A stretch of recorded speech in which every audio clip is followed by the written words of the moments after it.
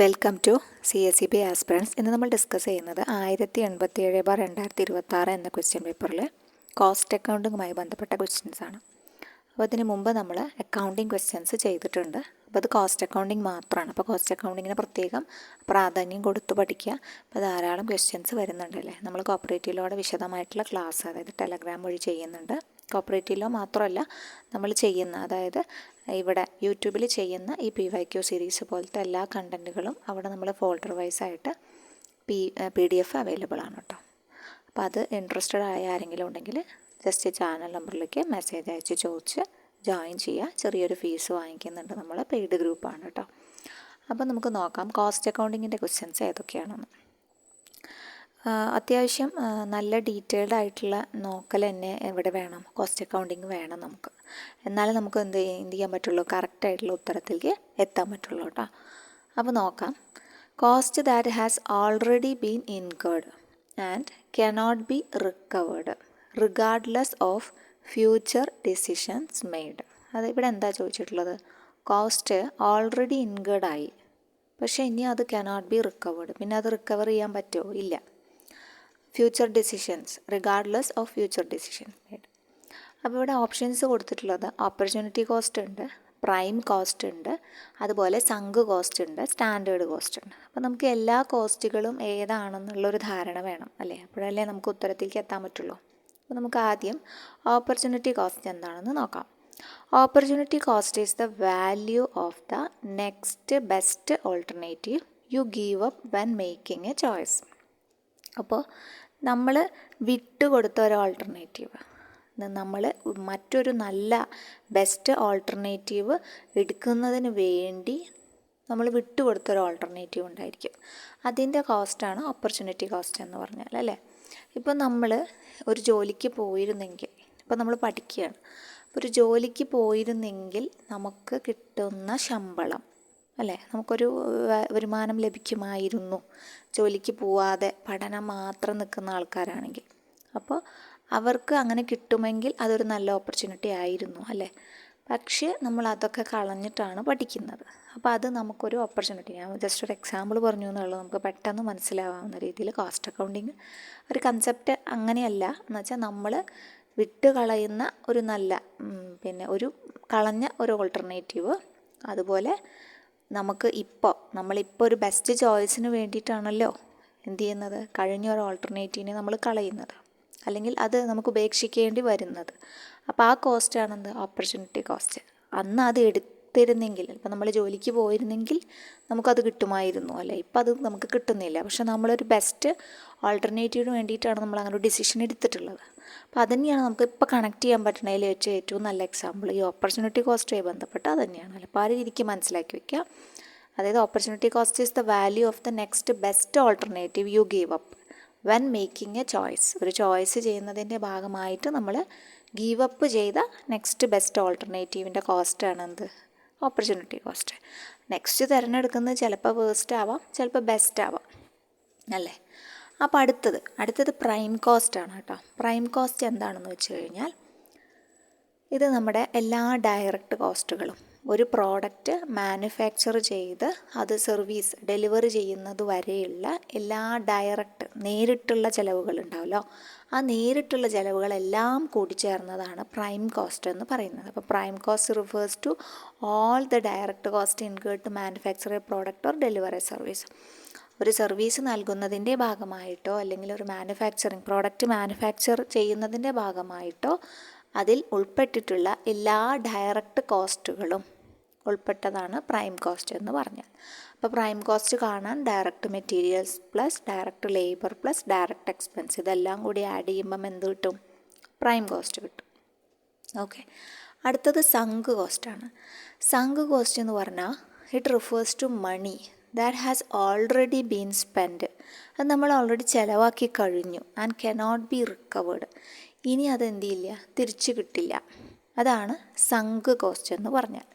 അതായത് a money that has already been spend and cannot be recovered. Okay, അതാണ് sunk cost എന്ന് പറഞ്ഞാൽ. അപ്പോൾ ഇതൊരു പാസ്റ്റ് എക്സ്പെൻസ് ആണ്. That has already been paid, നമ്മളത് കൊടുത്തു കഴിഞ്ഞു അല്ലേ. കനോട്ട് ബി റിക്കവേർഡ്, ഇനി തിരിച്ചു കിട്ടില്ല. അപ്പോൾ അക്കൗണ്ടിങ് മാനേജറിയൽ ഡിസിഷൻ മേക്കിങ്ങിൽ സങ്ക് കോസ്റ്റിനെ കൺസിഡർ ചെയ്യുന്നത് ഇറലവൻ്റ് ആയിട്ടാണ്. ബിക്കോസ് ഈ ഫണ്ടുകൾ ഓൾറെഡി ഗോണാണ്. ഇനി അവർക്ക് ഫ്യൂച്ചറായിട്ടുള്ള ബിസിനസ്സിൽ ഡിസിഷൻ മേക്കിങ്ങിൽ പ്രത്യേകിച്ചൊന്നും ചെയ്യാനില്ല. അപ്പോൾ നമുക്കത് ഏത് തരം എക്സാമ്പിളാണെന്ന് നോക്കിക്കഴിഞ്ഞാൽ, ഒരു റിസർച്ച് ആൻഡ് ഡെവലപ്മെൻറ്റ് നടത്താൻ അവർ ഫണ്ട് ഇറക്കുന്നു, പക്ഷെ അത് ഫെയിലായി. അപ്പോൾ ഫെയിലായ കാരണം ഇനി അതിൽ നിന്ന് വല്ല ഔട്ട്പുട്ടും ഉണ്ടോ? ഇല്ല. അപ്പോൾ ആ കോസ്റ്റ് എന്താണ്? ഒരു സങ്ക് കോസ്റ്റാണ്. അതുപോലെ ഒരു മെഷീൻ വാങ്ങി 2 വർഷം കഴിഞ്ഞപ്പോഴേക്കും അതിന് തകരാറുകൾ സംഭവിച്ചു. അപ്പോൾ തകരാറുകൾ സംഭവിക്കാൻ ഇത് മാറ്റണമെങ്കിൽ നമുക്കിപ്പോൾ ഒരു 15,000 രൂപയോ അല്ലെങ്കിൽ 20,000 രൂപയോ അല്ലെങ്കിൽ അതിൽ കൂടുതൽ രൂപയോ വേണമെങ്കിൽ, അപ്പോൾ നമ്മൾ എന്ത് ചെയ്യും? അതിൽ കൂടുതൽ അത് നന്നാക്കുന്നതിനേക്കാൾ കൂടുതൽ പുതിയതൊരെണ്ണം വാങ്ങുകയാണ് നല്ലത് എന്നൊരു ഡിസിഷൻ അവരെടുക്കുന്നു. അപ്പോൾ ഇത്തിരി കൂടി ടെക്നോളജിക്കുള്ള മെഷീനറി കിട്ടുമെങ്കിൽ, അങ്ങനെയാണെങ്കിൽ ആ ഒരു മെഷീനറി നമ്മൾ ഒബ്സൊലീറ്റ് ചെയ്യപ്പെട്ടു. ആ സമയത്തും അതൊരു സങ്ക് കോസ്റ്റാണ്. അതായത് money that has already been spend and cannot be recovered. അത് കിട്ടില്ല. അപ്പോൾ നമ്മൾ ഇറക്കിയ പണവും മൊത്തം പോയിട്ടില്ല. നമ്മുടെ 2 വർഷം നമ്മൾ പണിതൂലോ, ഓക്കെ, എല്ലാം പോയോ? എല്ലാം പോയിട്ടില്ല. അപ്പോൾ ആ മെഷീനറി വാങ്ങിയതും നമ്മൾ ഉപയോഗിച്ചതും കുറച്ച് നാൾ ഉപയോഗിച്ചില്ല, അപ്പോൾ അതിനൊരു ലാഭമുണ്ടല്ലോ. അത് രണ്ടും കൂടി കൺസിഡർ ചെയ്ത് അല്ലെങ്കിൽ കുറയ്ക്കുമ്പം ബാക്കി നമുക്ക് നഷ്ടമായ തുക, അതാണ് ഈ സങ്ക് കോസ്റ്റ് എന്ന് പറയുന്നത്. നമ്മൾ വാങ്ങിയ വില, അതിൽ നിന്ന് നമ്മൾ ഇത്ര കാലം ഉപയോഗിച്ചു, അത് കിഴിച്ചിട്ടുള്ള ബാക്കി നഷ്ടപ്പെട്ട തുകയാണ് നമ്മൾ എന്ത് പറയുക? സങ്ക് കോസ്റ്റ് എന്ന് പറയാം. അപ്പോൾ നമുക്ക് ചോദ്യം ചോദിച്ചിട്ടുള്ളത് അതാണ്. Cost that has already been incurred and cannot be recovered regardless of future decisions made. ഇപ്പോൾ ഉത്തരം ഏതാണ്? സങ്ക് കോസ്റ്റാണ് ഉത്തരം കേട്ടോ. ഓക്കെ, അപ്പോൾ കൺസെപ്റ്റ് ഒന്ന് ക്ലിയർ ചെയ്ത് പോവാം. പിന്നെ സ്റ്റാൻഡേർഡ് കോസ്റ്റാണ്. അപ്പോൾ സങ്ക് കോസ്റ്റ് മനസ്സിലായി എന്ന് വിചാരിക്കുന്നു. നോൺ റീഫണ്ടബിൾ ഡെപ്പോസിറ്റ് അതിനൊരു ഉദാഹരണമാണ് കേട്ടോ. സ്റ്റാൻഡേർഡ് കോസ്റ്റ് എന്താണ്? സ്റ്റാൻഡേർഡ് കോസ്റ്റ് ഒരു പ്രീ ഡിറ്റർമിൻഡ് കോസ്റ്റാണ്. നമ്മളിപ്പോൾ ഒരു ടെക്നിക്കലായിട്ടുള്ള ഒരു എസ്റ്റിമേറ്റൊക്കെ തയ്യാറാക്കി ഒരു സെലക്റ്റഡ് പീരിയഡ് ഓഫ് ടൈമിലേക്ക് ഇത്ര മെറ്റീരിയലും ഇത്ര ലേബറും ഇത്ര ഓവർ ഹെഡും ഉപയോഗിച്ച് കഴിഞ്ഞാൽ ഇത്ര ചിലവാണ് ഈ പ്രൊഡക്ഷന് വരിക എന്ന് നമ്മൾ ഓൾറെഡി ഒരു സ്റ്റാൻഡേർഡ് കോസ്റ്റ് ഫിക്സ് ചെയ്യും അല്ലേ. അപ്പോൾ അതാണ് സ്റ്റാൻഡേർഡ് കോസ്റ്റ് എന്ന് പറഞ്ഞാൽ. ഇതൊരു പ്രീ ഡിറ്റർമിൻഡ് ആണ്, ഓൾറെഡി മുൻകൂട്ടി തീരുമാനിക്കുന്നതാണ് അല്ലേ ചിലവ്. അപ്പോൾ തീരുമാനിക്കാൻ വ്യക്തമായ എന്ത് വേണം? ടെക്നിക്കൽ എസ്റ്റിമേറ്റ് വേണം. അത് വെച്ചിട്ട് എത്ര material, labour and overhead for a selected period of time, 6 മാസം കൊണ്ട് പണിതാൽ ഇത്ര കോസ്റ്റ് ആവും, അല്ലെങ്കിൽ 3 മാസം കൊണ്ടാവുമ്പം അത് ലേബറും മെറ്റീരിയലും ഒക്കെ കൂട്ടേണ്ടി വരും. അപ്പോൾ അത് കൂട്ടി അതിനനുസരിച്ച് സ്റ്റാൻഡേർഡ് കോസ്റ്റ് ഫിക്സ് ചെയ്യുന്നു. അപ്പോൾ അത് determination of cost of production in advance എന്നാണ് ഈ സ്റ്റാൻഡേർഡ് കോസ്റ്റ്. അഡ്വാൻസ് ആയിട്ട് കോസ്റ്റ് ഡിറ്റർമിൻ ചെയ്ത് വയ്ക്കുക. കോസ്റ്റ് ഓഫ് പ്രൊഡക്ഷനും ഡിറ്റർമിൻ ചെയ്ത് എത്ര കോസ്റ്റ് വേണം എന്ന് സ്റ്റാൻഡേർഡായിട്ട് ഡിസൈഡ് ചെയ്ത് വയ്ക്കും. അതാണ് സ്റ്റാൻഡേർഡ് കോസ്റ്റ് എന്ന് പറഞ്ഞത്. അപ്പോൾ നിങ്ങൾക്ക് മനസ്സിലായെന്ന് വിചാരിക്കുന്നു. കുറച്ച് ബുദ്ധിമുട്ടുള്ള ഭാഗമാണ് opportunity cost, prime cost, sunk cost, standard cost. നിർബന്ധമായിട്ടും പഠിക്കുക. ഇതിന്ന് എന്തായാലും ചോദ്യങ്ങളുണ്ടാവും കേട്ടോ. അപ്പോൾ അത് കഴിഞ്ഞു. ഇനി നെക്സ്റ്റ് ക്വസ്റ്റ്യൻ നോക്കാം. The level of inventory order. ഓരോ ക്വസ്റ്റിന് നമ്മൾ ഓരോ കീവേഡ് പഠിച്ചു വയ്ക്കണം. അത് മനസ്സിലാക്കിയിട്ട്, അതായത് ഇവിടെ പറയുന്നുണ്ട് that minimises the total cost, അതായത് ടോട്ടൽ കോസ്റ്റിനെ മിനിമൈസ് ചെയ്യുന്ന ഇൻവെൻറ്ററി ഓർഡറാണ്. Okay, associated with inventory management. അപ്പോൾ that minimises the total cost എന്ന് വരുമ്പോൾ തന്നെ നമുക്ക് മനസ്സിലാവണം ടോട്ടൽ കോസ്റ്റ് മിനിമൈസ് ചെയ്യുന്ന എന്തായാലും ഒരു സംഭവമാണത് അല്ലേ. ടോട്ടൽ കോസ്റ്റിനെ മിനിമൈസ് ചെയ്യുന്ന ഒരു സംഭവമാണ് ഈ ക്വസ്റ്റ്യൻ്റെ ഉത്തരം. അത് മനസ്സിലാവും. ഈ minimises the total cost associated എന്ന വാക്ക് നോക്കുമ്പോൾ. അപ്പോൾ ബാലൻസ് ഓഫ് പേയ്മെൻറ്റ് എന്താണെന്ന് നോക്കാം. ബാലൻസ് ഓഫ് പേയ്മെൻറ്റ് എന്താണ്? ബാലൻസ് ഓഫ് പേയ്മെൻറ്റ് ഒരു മൊത്തം എക്കണോമിക് ട്രാൻസാക്ഷൻ, ഒരു രാജ്യത്തിലെ നമ്മുടെ റെസിഡൻറ്റ് ആൾക്കാരുണ്ടല്ലോ, അപ്പോൾ അവരുടെയും പുറത്തുള്ള, അതായത് നമ്മുടെ വേൾഡിലെ മൊത്തം അത് അവർ തമ്മിലുള്ള, അതായത് ഇൻഫ്ലോസും ഔട്ട്ഫ്ലോസും, ഒരു രാജ്യത്തിൻ്റെ ഇൻഫ്ലോസും ഔട്ട്ഫ്ലോസും നടക്കുന്നതിനെക്കുറിച്ച് കമ്പയർ ചെയ്യുന്നതാണ് ബാലൻസ് ഓഫ് പേയ്മെൻറ്റ്. അപ്പോൾ ബാലൻസ് ഓഫ് പേയ്മെൻറ്റ് എന്താ നോക്കുന്നത്? അവിടെ ഒരു എക്കണോമിക് ട്രാൻസാക്ഷൻസ് ആണ് നോക്കുന്നത്. നമ്മുടെ രാജ്യത്തിനകത്തുള്ള റെസിഡൻറ്റുകളുടെയും വേൾഡിൽ പുറത്തുള്ള ആൾക്കാരുടെയും. അപ്പോൾ അവർ തമ്മിൽ ഇൻഫ്ലോയും ഔട്ട്ഫ്ലോയും ഒരു വർഷം എത്ര ഇൻഫ്ലോയും ഔട്ട്ഫ്ലോയും വന്നു, അസസ് ചെയ്തു, നമ്മുടെ നേഷന് എത്രത്തോളം ഫിനാൻഷ്യൽ ഹെൽത്ത് ഉണ്ട് എന്നൊക്കെ നോക്കലാണ് ബാലൻസ് ഓഫ് പേയ്മെൻറ്റ്. ഇവിടെ ക്വസ്റ്റ്യനിൽ ചോദിച്ചിട്ടുള്ള എന്താണ്, മിനിമൈസസ് ദ ടോട്ടൽ കോസ്റ്റ് ആണ്. ആ ഒരു കൺസെപ്റ്റ് വിടാതെ പിടിക്കുക. അപ്പോൾ കോസ്റ്റ് വോളിയം പ്രോഫിറ്റ് നോക്കുക, കോസ്റ്റ് വോളിയം പ്രോഫിറ്റ് നോക്കണം, പിന്നെ ബ്രേക്ക് ഇവൺ പോയിൻ്റ് നോക്കണം, എക്കണോമിക് ഓർഡർ ക്വാണ്ടിറ്റി. എക്കണോമിക് എന്ന പദം അവിടെ കണക്ട് ചെയ്യാൻ പറ്റും. എക്കണോമിക് ഓർഡർ ക്വാണ്ടിറ്റിയിൽ എന്താ പറയണത്, അത് minimises the total cost associated with inventory management ആണ് എന്ത്, എക്കണോമിക് ഓർഡർ ക്വാണ്ടിറ്റി. അപ്പോൾ നമുക്ക് കൺസെപ്റ്റ് അറിയണം. ഒരു പുതിയ ഒരു പദമാണെങ്കിൽ നമുക്കൊന്നും മനസ്സിലാവില്ല കേട്ടോ. അപ്പോൾ ഉത്തരം വരുന്നത് എന്താണ്, എക്കണോമിക് ഓർഡർ ക്വാണ്ടിറ്റി. ഓരോന്നും നമുക്ക് നോക്കാം എന്താണ്. അപ്പോൾ the level of inventory order that minimises the total cost associated എന്ന് വന്നാൽ ആരെടുക്കണം, എക്കണോമിക് ഓർഡർ ക്വാണ്ടിറ്റി നോക്കണം. എക്കണോമിക് എന്ന പദത്തിൽ തന്നെയുണ്ട് അവിടെ ഒരു ഐഡിയൽ ഓർഡർ ക്വാണ്ടിറ്റിയാണ്. ഒരു കമ്പനിക്ക് എത്ര കുറവിൽ പർച്ചേസ് ചെയ്താൽ ടോട്ടൽ ഇൻവെൻറ്ററി കോസ്റ്റ് കുറയ്ക്കാൻ പറ്റും, അതാണ് എക്കണോമിക് ഓർഡർ ക്വാണ്ടിറ്റിയിൽ നോക്കുന്നത്. ഐഡിയൽ ഓർഡർ ആയിരിക്കണം. അത് company should purchase to minimise ചെയ്യണം അവരുടെ ടോട്ടൽ ഇൻവെൻറ്ററി കോസ്റ്റ് അല്ലേ.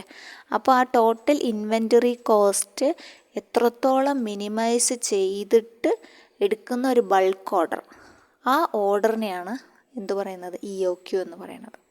അപ്പോൾ ഇതിൽ ഹോൾഡിംഗ് കോസ്റ്റും, അതുപോലെ ഹോൾഡിംഗ് കോസ്റ്റ് എന്തായാലും ഉണ്ടാവും. കാരണം ഇൻവെൻറ്ററി നമുക്ക് ഹോൾഡ് ചെയ്യാൻ ചിലവുകളുണ്ട്, ഷോർട്ടേജ് കോസ്റ്റ് ഉണ്ട്, ഓർഡർ കോസ്റ്റ് വരും, ഓർഡർ ചെയ്യുമ്പോൾ കോസ്റ്റ് ഉണ്ട്. അപ്പോൾ അതൊക്കെ ഉണ്ട്. ഇതെല്ലാം ഇതിൽ ഇൻക്ലൂഡഡ് ആണ്. ഓക്കെ, അപ്പോൾ അതാണ് എക്കണോമിക് ഓർഡർ ക്വാണ്ടിറ്റി എന്ന് പറഞ്ഞു കഴിഞ്ഞാൽ. ബാലൻസ് ഓഫ് പേയ്മെൻറ്റ് നമ്മൾ പറഞ്ഞു. പിന്നെ നമുക്ക് നോക്കാനുള്ളത് എന്താണ്, കോസ്റ്റ് വോളിയം അനാലിസിസ് ആണ്. കോസ്റ്റ് വോളിയം അനാലിസിസിൽ നമ്മൾ സെയിൽസ് വോളിയം, കോസ്റ്റും വോളിയം അല്ലേ. അവിടെ സെയിൽസ് വോളിയം കോസ്റ്റും ഒരു കമ്പനിയുടെ ഓപ്പറേറ്റിംഗ് പ്രോഫിറ്റിനെ എങ്ങനെ ബാധിക്കുന്നു, അല്ലെങ്കിൽ എന്തൊക്കെ ചേഞ്ചസ് വരുത്തുന്നു, അങ്ങനത്തെ കാര്യങ്ങളാണ് അവിടെ പറയുന്നത്. ഓക്കെ, അതാണ് CVP അനാലിസിസിൽ നമ്മൾ പറയുന്നത്. CVP അനാലിസിസിൽ എന്താ പറയണത്, അവിടെ നമ്മുടെ വിൽപ്പനയുടെ അളവുകളും ചെലവുകളും ഇതൊക്കെ ഒരു കമ്പനിയുടെ പ്രവർത്തനത്തിൻ്റെ ലാഭത്തിനെ എങ്ങനെ ബാധിക്കുന്നു, അതാണ് ഈ കോസ്റ്റ് വോളിയം പ്രോഫിറ്റ് അനാലിസിസിൽ പറയുന്നത്. അപ്പോൾ അത് ഒരു കൃത്യമായിട്ടുള്ള ഒരു ബ്രേക്ക് ഇവൺ പോയിൻ്റ് കണ്ടെത്താൻ നമ്മളെ സഹായിക്കും. ആര്, ഈ കോസ്റ്റ് വോളിയം പ്രോഫിറ്റ് അനാലിസിസ്. കൃത്യമായൊരു ബ്രേക്ക് ഇവൺ പോയിൻ്റ് കണ്ടെത്താനും അപ്പം നമ്മൾ വിചാരിച്ച ഒരു ലാഭം നമുക്ക് കിട്ടാനും ആവശ്യം എത്രത്തോളം വിൽപ്പന ഉണ്ടായാലാണ് നമ്മൾ വിചാരിച്ച ലാഭം ഉണ്ടാക്കുക. കമ്പനി വിചാരിച്ചൊരു ലാഭം ഉണ്ടല്ലോ, അത് എത്രത്തോളം വിൽപ്പന ഉണ്ടായാലാണ് എത്രത്തോളം ലാഭം ഉണ്ടാവുക എന്ന് അനുസരിച്ചൊരു ബ്രേക്ക് ഇവൺ പോയിൻ്റ് ഫിക്സ് ചെയ്യാൻ. ഇതിൻ്റെ മുകളിലേക്ക് പോയാൽ നമുക്ക് പ്രോഫിറ്റാണ്, ഈ ബ്രേക്ക് ഇവൺ പോയിൻറ്റിൻ്റെ മുകളിലേക്ക് പോയാൽ പ്രോഫിറ്റാണ്, അല്ലെങ്കിൽ അവിടെ നിന്നാൽ നമുക്ക് പ്രോഫിറ്റും ഇല്ല ലോസും ഇല്ല. അപ്പം അങ്ങനെ ഒരു എക്സാക്റ്റ് ആയിട്ടുള്ള തീരുമാനം എടുക്കാൻ സഹായിക്കുന്ന ഒരു അക്കൗണ്ടിങ് മെത്തേഡാണ് എന്ത്, CVP അനാലിസിസ് എന്ന് പറഞ്ഞാൽ കേട്ടോ, കോസ്റ്റ് വോളിയം പ്രോഫിറ്റ് അനാലിസിസ്. അപ്പോൾ ഇവിടെ എന്താ പറയണത്, നമ്മുടെ വിൽപ്പനയുടെ അളവുകളും ചെലവുകളും വിലകളും ഒക്കെ ഒരു കമ്പനിയുടെ പ്രവർത്തനത്തിൻ്റെ ലാഭം അതിനെ എങ്ങനെ ബാധിക്കുന്നു എന്നാണ് ഇവിടെ പരിശോധിക്കുന്നത്. ഒരു കമ്പനിയുടെ പ്രവർത്തനത്തിൻ്റെ ലാഭമാണ് പരിശോധിക്കുന്നത്. എത്രത്തോളം ഓപ്പറേറ്റിംഗ് പ്രോഫിറ്റ് ഉണ്ട് കമ്പനിക്ക്, ഈ ഓപ്പറേറ്റിംഗ് പ്രോഫിറ്റ് എന്തൊക്കെ അഫക്റ്റ് ചെയ്യുന്നു, സെയിൽസ് വോളിയത്തിൽ എങ്ങനെ അഫക്റ്റ് ചെയ്യുന്നു, കോസ്റ്റിൽ എങ്ങനെ അഫക്റ്റ് ചെയ്യുന്നു, സെല്ലിംഗ് പ്രൈസ് മാറിയാൽ എന്ത് അഫക്റ്റ് ചെയ്യുന്നു, അതിനനുസരിച്ച് നമുക്കൊരു ബ്രേക്ക് ഇവൺ പോയിൻ്റ് കണ്ടെത്താനും ആ ബ്രേക്ക് ഇവൺ പോയിൻ്റ് നമ്മുടെ കറക്റ്റായിട്ടുള്ള ലാഭം, എവിടെ ലാഭം, എത്ര നമ്മൾ സെയിൽ നടത്തിയാൽ എത്ര ലാഭം ഉണ്ടാവും എന്ന് കണക്കാക്കാനാണ് ഓൾറെഡി നമുക്ക് കാണിച്ചു തരുന്നതാണ് CVP analysis. Break even point പിന്നെ നിങ്ങൾക്ക് അറിയുന്നതാണ്. ബ്രേക്ക് ഇവൺ പോയിൻറ്റിൽ എന്തില്ല, അവിടെ പ്രത്യേകിച്ച് ടോട്ടൽ കോസ്റ്റ് ടോട്ടൽ റവന്യൂവിന് തുല്യമാണ് അല്ലേ. അവിടെ ഒരു പ്രോഫിറ്റും ഇല്ല ലോസും ഇല്ല, അങ്ങനത്തെ ഒരു പോയിൻ്റാണ് ബ്രേക്ക് ഇവൺ പോയിൻ്റ് എന്ന് പറഞ്ഞാൽ. എന്തിന് തുല്യമാണ്, total revenue equal to total കോസ്റ്റാണ് അവിടെ വരുന്നത് അല്ലേ ബ്രേക്ക് ഇവൺ പോയിൻറ്റിൽ. അപ്പോൾ അതുകൊണ്ട് അവിടെ ബിസിനസ്സിന് ലാഭവും ഇല്ല നഷ്ടവും ഇല്ല. അപ്പോൾ അത് ജസ്റ്റ് മനസ്സിലാക്കി വയ്ക്കുക കേട്ടോ. ഓക്കെ, അപ്പോൾ അത് ഇമ്പോർട്ടൻ്റ് ആണ്. പിന്നെ ഈ ഒരു BP നമ്മൾ പാസ് ചെയ്ത് കഴിഞ്ഞാൽ, BEPയുടെ മുകളിൽ കയറി കഴിഞ്ഞാൽ നമുക്ക് നമ്മുടെ സെയിൽസ് എത്രത്തോളം നമ്മുടെ എക്സ്പെൻസിനെയും അല്ലെങ്കിൽ ഒക്കെ വഹിക്കാൻ പറ്റും, നമുക്ക് എത്രത്തോളം ഇൻകം ജനറേറ്റ് ചെയ്യാൻ പറ്റും, ഇതിനൊക്കെ വേണ്ടിയിട്ടാണ് എന്ത് ചെയ്യുന്നത്, ഈ ബ്രേക്ക് ഇവൺ പോയിൻ്റ് നമ്മൾ ഫിക്സ് ചെയ്യുന്നത്. അപ്പോൾ അത് ഇമ്പോർട്ടൻ്റ് ആണ് കേട്ടോ. നമ്മൾ ഇതിൻ്റെ ഈ BEPയുടെ മേലെ പോയി കഴിഞ്ഞാൽ നമ്മുടെ സ്ഥാപനത്തിൻ്റെ ചെലവുകൾ വഹിക്കാൻ എത്രത്തോളം നമുക്ക് ഈ വിൽപ്പനയിലൂടെ നമുക്കത് നേടിയെടുക്കാം എന്ന ഒരു ഇതാണ്, കണക്കുകൂട്ടലിനാണ് ഇപ്പോൾ എന്ത് ഉപയോഗിക്കുന്നത്, ഈ BEP ഒക്കെ ഉപയോഗിക്കുന്നത്. അപ്പോൾ ഇവിടെ ഉത്തരമായിട്ട് വരുന്നത് ഏതാണ്, നമ്മുടെ എക്കണോമിക് ഓർഡർ ക്വാണ്ടിറ്റിയാണ്. എക്കണോമിക് ഓർഡർ ക്വാണ്ടിറ്റി മിനിമൈസ് ചെയ്യുന്നത് എന്താണ്, ടോട്ടൽ കോസ്റ്റ്, എത്രത്തോളം ചെലവ് കുറച്ച് ഓർഡറുകൾ എടുക്കാം, അങ്ങനെയുള്ള ഒരു ഐഡിയൽ ഓർഡർ ക്വാണ്ടിറ്റി, മാക്സിമം ചിലവ് കുറച്ച് എങ്ങനെ ഒരു ഐഡിയൽ ഓർഡർ ക്വാണ്ടിറ്റി എടുക്കാം, അതാണ് എക്കണോമിക് ഓർഡർ ക്വാണ്ടിറ്റി എന്ന് പറഞ്ഞത്. ബാലൻസ് ഓഫ് പേയ്മെൻറ്റ് പറഞ്ഞു, നമ്മൾ കോസ്റ്റ് CVP അനാലിസിസ് പറഞ്ഞു, ബ്രേക്ക് ചെയ്യണം. അപ്പോൾ ബ്രേക്ക് ഇവൺ പോയിൻ്റ് കറക്റ്റായിട്ട് സെറ്റ് ചെയ്യാൻ സഹായിക്കുന്ന ഒരു ടെക്നിക്കാണ് എന്ത്, CVP അനാലിസിസ് എന്ന് പറഞ്ഞാൽ വേണമെങ്കിൽ പറയാം. അടുത്തത് വന്നിട്ട് cost of labour which cannot be directly allocated. ഡയറക്റ്റായിട്ട് അലോക്കേറ്റ് ചെയ്തിട്ടില്ല എന്നൊരു വാക്കുണ്ട് അവിടെ അല്ലേ, ഡയറക്റ്റായിട്ട് അലോക്കേറ്റ് ചെയ്തിട്ടില്ല, but it can be allocated to cost centre by a common basis of apportionment. പക്ഷേ ഒരു കോമൺ ബേസിസ് ഓഫ് അപ്പോർഷൻമെൻറ്റിൻ്റെ ഭാഗമായിട്ട് ഒരു കോസ്റ്റ് സെൻറ്ററിന് അലോക്കേറ്റ് ചെയ്തു കൊടുത്തിട്ടുണ്ട്, പക്ഷേ ഡയറക്റ്റ്ലി അലോക്കേറ്റ് ചെയ്യാത്ത ഒരു ചിലവ്, ലേബറിൻ്റെ ഒരു ചിലവാണ്, എന്താണത് എന്നാണ് ചോദിച്ചിട്ടുള്ളത്. അപ്പോൾ ഇവിടെ which cannot be directly allocated എന്ന് പറയുന്നതിൽ തന്നെ നിങ്ങൾക്ക് വേണമെങ്കിൽ ഇൻഡയറക്റ്റ് എന്ന് കണക്കൂട്ടാം. Okay, which cannot be directly allocated എന്ന് പറഞ്ഞാൽ അത് ഇൻഡയറക്റ്റ് അല്ലേ. ഡയറക്റ്റ്ലി അലോക്കേറ്റഡ് അല്ലാത്തത് എന്ന് പറഞ്ഞാൽ തന്നെ ഇൻഡയറക്റ്റ് ആണല്ലോ. അപ്പോൾ ഇവിടെ ഇൻഡയറക്റ്റ് ഓപ്ഷൻ വരുന്ന ഒന്നേ ഉള്ളൂ, ഇൻഡയറക്റ്റ് ലേബർ കോസ്റ്റ്. അപ്പോൾ നമുക്ക് ഇൻഡയറക്റ്റ് ലേബർ കോസ്റ്റ് മാർക്ക് ചെയ്യാം, അങ്ങനെ എടുക്കാം, ഉത്തരത്തിലേക്ക് അങ്ങനെ എത്താം. അല്ല, നമുക്കത് കുറച്ചും കൂടി ഡീറ്റെയിൽ ആയിട്ട് പറയുകയാണെങ്കിൽ ഒരു കോസ്റ്റ് സെൻറ്ററിൽ അലോക്കേറ്റ് ചെയ്യുമെന്ന് പറഞ്ഞു. അപ്പോൾ കോസ്റ്റ് സെൻറ്റർ എന്ന് പറഞ്ഞാൽ എന്താ, അതൊരു സ്പെസിഫിക് ഡിപ്പാർട്ട്മെൻ്റ് ആണല്ലേ, അവിടെ നടക്കുന്ന ഡിപ്പാർട്ട്മെൻറ്റ്, ലൊക്കേഷൻ അല്ലെങ്കിൽ ഫങ്ഷൻ, അത് ഓർഗനൈസേഷൻ്റെ അകത്തുള്ളത് തന്നെയാണ് അല്ലേ, അതാണ് കോസ്റ്റ് സെൻറ്റർ എന്ന് പറഞ്ഞാൽ. കോസ്റ്റ് സെൻറ്റർ ഒരു ഡിപ്പാർട്ട്മെൻ്റ് ആവാം അല്ലെങ്കിൽ ലൊക്കേഷൻ ആവാം, ആ ഓർഗനൈസേഷൻ്റെ അകത്ത് പ്രവർത്തനം നടക്കുന്ന ഒരു ഭാഗം. That incurs expenses but does not directly, ഡയറക്റ്റായിട്ട് അവിടെ റവന്യൂ ജനറേറ്റ് ചെയ്യുന്നില്ല, പക്ഷെ അത് സെറ്റപ്പ് ചെയ്യാൻ എക്സ്പെൻസസ് ഉണ്ടായിരിക്കും. ഓക്കെ, അതാണ് പറയണം. Which cannot be directly allocated എന്ന് പറഞ്ഞത് ഡയറക്റ്റായിട്ട് അവരെന്ത് ചെയ്യുന്നില്ല, എക്സ്പെൻസ് ഉണ്ട് താനും, ഡയറക്റ്റായിട്ട് റവന്യൂ ജനറേറ്റ് ചെയ്യുന്നില്ല. കോസ്റ്റ് സെൻറ്റർ എന്താണെന്ന് മാത്രം പഠിച്ചാൽ മതി കേട്ടോ. കോസ്റ്റ് സെൻറ്റർ ഒരു സ്പെസിഫിക് ഡിപ്പാർട്ട്മെൻറ്റാണ്, ലൊക്കേഷനാണ്, ഫങ്ഷൻസ് വിത്തിൻ ആൻ ഓർഗനൈസേഷൻ്റെ അകത്തുള്ളതാണെന്ന് ആലോചിക്കാം. പിന്നെ ഇൻഡയറക്റ്റ് ലേബർ കോസ്റ്റ് ഇവിടെ വരുന്നത്, ഇൻഡയറക്റ്റ് ലേബർ കോസ്റ്റ് എന്താണ്, എംപ്ലോയീസിനും അതായത് പ്രൊഡക്ഷൻ പ്രോസസ്സിനെ സപ്പോർട്ട് ചെയ്യുന്ന ആൾക്കാർക്ക് കൊടുക്കുന്നതാണ് എന്ത്, ഇൻഡയറക്റ്റ് ലേബർ കോസ്റ്റ് എന്ന് പറഞ്ഞാൽ. ഇപ്പോൾ സാലറി, സൂപ്പർവൈസേഴ്സിൻ്റെ സാലറി, അതുപോലെ സ്റ്റാഫിൻ്റെ മെയിൻ്റനൻസ്, ഇൻസ്പെക്ടർ ക്വാളിറ്റി നോക്കുന്നത്, അഡ്മിനിസ്ട്രേറ്റീവ് പേഴ്സണൽ, ഇവർക്കൊക്കെ കൊടുക്കുന്നതാണ് എന്ത്, ഇൻഡയറക്റ്റ്, ഡയറക്റ്റ് അല്ല, ഇൻഡയറക്റ്റ് ആയിട്ട് കൊടുക്കുന്ന ലേബർ കോസ്റ്റാണ്. അപ്പോൾ ഇത് പറയുന്നത് എന്താ വെച്ചാൽ, ഇത് ഒരു ഒരു ഡിപ്പാർട്ട്മെൻറ്റിന് വേണ്ടിയുള്ളതല്ല, ഇതൊരു ഓവറോൾ പ്രൊഡക്ഷൻ്റെ ഭാഗമായിട്ടുള്ളതാണ്. അപ്പോൾ അതുകൊണ്ടാണ് ഇതൊരു എൻറ്റയർ ഓപ്പറേഷൻ, ഒരു സിംഗിൾ ഒരു ഓപ്പറേഷന് വേണ്ടി മാത്രമല്ല ഇവർ വർക്ക് ചെയ്യുന്നത്. അപ്പോൾ അതുകൊണ്ട് ഇതൊരു എൻറ്റയർ ഓവറോൾ പ്രൊഡക്ഷൻ്റെ ഭാഗമായിട്ടാണ് ഇവർ വർക്ക് ചെയ്യുന്നത്. അതുകൊണ്ടാണ് ഇതൊരു സെൻട്രലിന് മാത്രം ഒതുങ്ങി നിൽക്കുന്നതല്ല എന്ന് പറയുന്നത്. അപ്പോൾ ഇൻഡയറക്റ്റ് ലേബർ സപ്പോർട്ട് ചെയ്യുന്നത് എൻറ്റയർ ഓപ്പറേഷനാണ്, rather than a single good. These cost cannot be easily trace ചെയ്യാൻ പറ്റില്ല, കാരണം അവരുടെ ക്വാളിറ്റി നമുക്ക് ട്രേസ് ചെയ്യാൻ പറ്റിക്കൊള്ളണമെന്നില്ല. അപ്പോൾ ആട്രിബ്യൂട്ടഡ് ടു സ്പെസിഫിക് പ്രോഡക്റ്റ് യൂണിറ്റിന് മാത്രം എന്നും പറയാൻ പറ്റില്ല. ഇപ്പോൾ ഈ ഇൻസ്പെക്ടേഴ്സ്, ക്വാളിറ്റി ഇൻസ്പെക്ടേഴ്സ് ചെയ്യുന്ന ജോലി, അപ്പോൾ അതുപോലെ സൂപ്പർവൈസേഴ്സ് ചെയ്യുന്ന ജോലി, അത് നമുക്ക് അത്ര പെട്ടെന്ന് എന്ത് ചെയ്യാൻ പറ്റില്ല, ഈസിലി ട്രേസ് ചെയ്യാൻ പറ്റില്ല അവരുടെ ക്വാളിറ്റിയും അവരുടെ ജോലി. അതാണ് പറയുന്നത് കേട്ടോ. അതൊക്കെ ഇൻഡയറക്റ്റ് ലേബർ കോസ്റ്റിൻ്റെ ഭാഗമാണ്. അപ്പോൾ indirect labour cost which cannot be directly allocate ചെയ്ത് കൊടുത്തിട്ടില്ല, പക്ഷേ ഇതെന്താണ്, ഇതിൻ്റെ ഭാഗമാണിത്. അതാണ് ഇൻഡയറക്റ്റ് ലേബർ കോസ്റ്റ് എന്ന് പറഞ്ഞാൽ. ഇത് പ്രൊഡക്ഷൻ്റെ എല്ലാറ്റിനും ഇത് ആപ്ലിക്കബിളാണ്. ഒരു പ്രത്യേക ഒരു ഡിപ്പാർട്ട്മെൻറ്റിന് മാത്രമല്ല, പ്രൊഡക്ഷന് മൊത്തം ഇത് സഹായം ചെയ്യും കേട്ടോ. ഓക്കെ, അപ്പോൾ അതാണ് ഇതിൻ്റെ ഉത്തരം. നമുക്ക് അടുത്തത് നോക്കാം. Wages paid based on the number of units produced.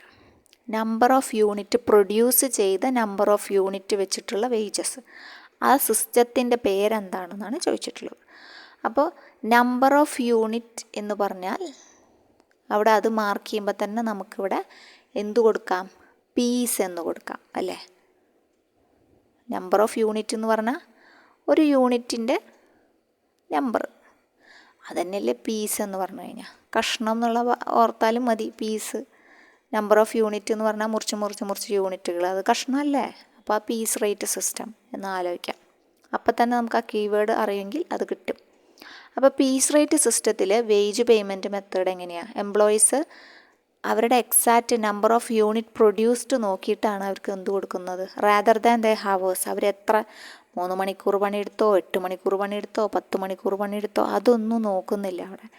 പക്ഷേ അവരുടെ കറക്റ്റ് ഔട്ട്പുട്ട് എന്താണ്, എത്ര യൂണിറ്റ് അവർ പ്രൊഡ്യൂസ് ചെയ്തു, അതാണ് അവിടെ നോക്കുന്നത്. അതാണ് പീസ് റേറ്റ് സിസ്റ്റത്തിൽ വരുന്നത്. അതിനനുസരിച്ചിട്ടാണ് അവർക്ക് വേജ് പേയ്മെൻറ്റ് തീരുമാനിക്കുന്നത്. അപ്പോൾ ഇവിടെ ഔട്ട്പുട്ടിനാണ് പ്രധാനം കൊടുക്കുന്നത്, നമ്പർ ഓഫ് യൂണിറ്റ് പ്രൊഡ്യൂസ്ഡിനാണ് പ്രാധാന്യം കൊടുക്കുന്നത് കേട്ടോ. അല്ലാതെ അവർ 8 മണിക്കൂർ പണിതു, ഞാൻ 10 മണിക്കൂർ പണിതു, നമ്മളിപ്പോൾ പറയില്ലേ ഞാൻ 10 മണിക്കൂർ പഠിച്ചു 8 മണിക്കൂർ പഠിച്ചു, അതിലല്ല കാര്യം. നമ്മൾ 2 മണിക്കൂറാണെങ്കിലും ആ പഠിക്കുന്നതിൻ്റെ ഔട്ട്പുട്ട് എന്താണ്, അവിടെയാണ് കാര്യം. അപ്പോൾ അതേപോലെ ഇവിടെ ഔട്ട്പുട്ടാണ് നോക്കുന്നത്, നമ്പർ ഓഫ് യൂണിറ്റ് പ്രൊഡ്യൂസ്ഡ് ആണ് നോക്കുന്നത്, ഹവേഴ്സ് ദേ വർക്ക് അല്ല. അപ്പോൾ ഇതിൻ്റെ ഫോർമുല എന്താണെന്ന് വെച്ച് കഴിഞ്ഞാൽ total unit produced into wages rate per യൂണിറ്റുമ്പിലുള്ള വേജ് റേറ്റാണ് എടുക്കുക, പെർ യൂണിറ്റാണ് നോക്കുക കേട്ടോ. അടുത്തത് നമുക്ക് വേറൊരു സിസ്റ്റം ഉള്ളതാണ് ടൈം വേജ് സിസ്റ്റം അല്ലെങ്കിൽ ടൈം റേറ്റ് സിസ്റ്റം എന്ന് പറയാം. അപ്പോൾ ടൈം റേറ്റ് സിസ്റ്റത്തിൽ നോക്കുന്നത് employees paid based on the hours worked, എത്ര മണിക്കൂർ പണി തോന്നുന്നു റിഗാർഡ്ലെസ് ഓഫ് ഔട്ട്പുട്ട്. അവിടെ എന്തില്ല, നിങ്ങൾ എത്ര ഔട്ട്പുട്ട് തന്നു എന്ന് നോക്കുന്നില്ല. നിങ്ങൾ 10 മണിക്കൂർ പണിതോ ഓക്കെ, നിങ്ങൾക്ക് അപ്പോൾ ഇത്രയും ഉണ്ട്. To guaranteed steady time, steady income നമുക്ക് ഗ്യാരണ്ടി ചെയ്യുന്നുണ്ട്. മറ്റേത് ഔട്ട്പുട്ട് കറക്റ്റായാൽ മാത്രമേ നമുക്ക് സാലറി കിട്ടുള്ളൂ അല്ലെങ്കിൽ വേജ് കിട്ടുള്ളൂ. സാലറി എന്ന് പറയാൻ പറ്റില്ല, അതൊരു വേജ് പേയ്മെൻറ്റ് മെത്തേഡാണ് കേട്ടോ.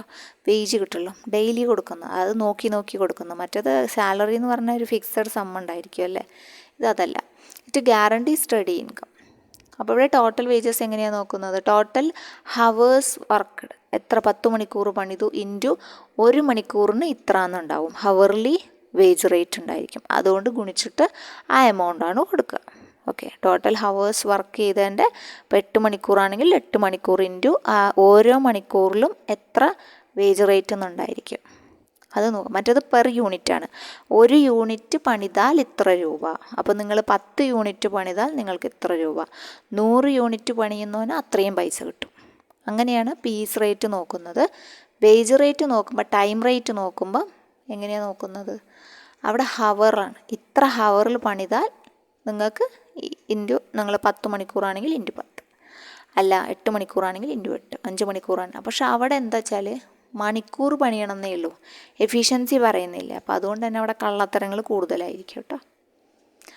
പിന്നെ ഈ ഭാഗത്ത് നിന്ന് നമുക്ക് സെക്രട്ടറിക്കൊക്കെ ചോദിച്ചിട്ടുള്ളതാണ് നമ്മുടെ ഹാൽസി പ്രീമിയം പ്ലാൻ. ഇപ്പോൾ ഇതിൽ ഓപ്ഷനിൽ റോവൻ പ്ലാൻ ഇതുവരെ ചോദിച്ചു കണ്ടിട്ടില്ല. PSCക്കൊക്കെ ചോദിച്ചു കണ്ടിട്ടുണ്ട്, പക്ഷേ ഇതിൽ ചോദിച്ചു കണ്ടിട്ടില്ല. ഇനി ഉണ്ടോയെന്ന് അറിയില്ല, എൻ്റെ ശ്രദ്ധയപ്പെടാത്തതാണോ എന്നറിയില്ല. ഇതൊക്കെ ഇൻസെൻറ്റീവ് പ്ലാനുകൾ തന്നെയാണ് കേട്ടോ. പ്രീമിയം ബോണസ് സിസ്റ്റത്തിൻ്റെ ഭാഗമായിട്ട് വരുന്ന ഇൻസെൻറ്റീവ് പ്ലാനുകളാണ് ഈ ഹാൽസി പ്രീമിയം പ്ലാനും റോവൻ പ്ലാനും ഒക്കെ. ഹാൽസി പ്രീമിയം പ്ലാൻ ഓൾറെഡി ചോദിച്ച കാരണം നമ്മളൊന്ന് പറയുന്നു എന്നേ ഉള്ളൂ. ഹാൽസി പ്രീമിയത്തുനിന്ന് ചോദ്യം വന്നിട്ടുണ്ട്, അപ്പോൾ അത് നമുക്ക് നോക്കാം, ഏത് ചോദ്യമാണ് വന്നതെന്ന് നോക്കാം കേട്ടോ. ഹാൽസി പ്രീമിയം പ്ലാനെന്ന്, അപ്പോൾ ഈ ഹാൽസി പ്രീമിയം പ്ലാനും അതുപോലെ റോവൻ പ്ലാനും ഒക്കെ പ്രീമിയം ബോണസ് സിസ്റ്റത്തിൻ്റെ അണ്ടറിൽ വരുന്നതാണ്. പ്രീമിയം ബോണസ് സിസ്റ്റം അവിടെ എന്താ വെച്ചാൽ ഹാൽസി പ്രീമിയം പ്ലാനിൽ പറയുന്നത് ഒരു സ്റ്റാൻഡേർഡ് ടൈം ഉണ്ടാവും ഡൂയിങ് ഈച്ച് ജോബ് അല്ലെങ്കിൽ വർക്ക്, അത് ഫിക്സഡ് ആയിരിക്കും. സ്റ്റാൻഡേർഡ് ടൈം ഉണ്ടായിരിക്കും, അത് ഫിക്സഡ് ആയിരിക്കും. ഈച്ച് ജോബ്, ഓരോ ജോലിക്കും സ്റ്റാൻഡേർഡ് ടൈം ഉണ്ടായിരിക്കും. അതെങ്ങനെയായിരിക്കും, അത് ഫിക്സഡ് ആയിരിക്കും കേട്ടോ. ഓക്കെ, ഇനി ഈ വർക്കർക്ക് കൊടുക്കുന്നത് actual time taken by him to complete the work. ആൾ എത്ര സമയം എടുത്തു ഇത് കംപ്ലീറ്റ് ചെയ്യാൻ, അതിനനുസരിച്ചിട്ടാണ് എന്ത് കൊടുക്കുക, വർക്കേഴ്സിന് പേയ്മെൻറ്റ് കൊടുക്കുക.